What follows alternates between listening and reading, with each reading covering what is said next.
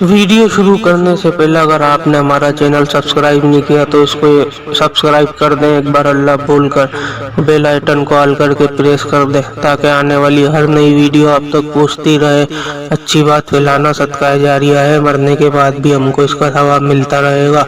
Video को पूरा देखें ताकि कोई क्लिप मिस ना हो। वीडियो शुरू करने से पहले अगर आप चैनल पर नए हैं तो एक बार दुरूद शरीफ पढ़कर चैनल को सब्सक्राइब कर दें।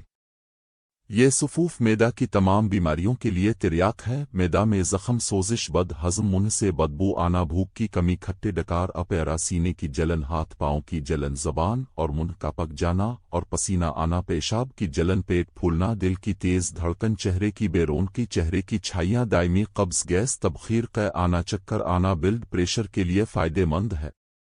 सुनहरी नुस्खा जात नुस्खे वालशाफ हाजिम पेकर सौंफ 50 गिर, काला नमक 10 गिर, अनारदाना 50 ग्राम, सूंठ 20 ग्राम, सत अजवाइन 1 ग्राम, सत पुदीना 1 ग्राम, स्नाक मुक्की 25 ग्राम।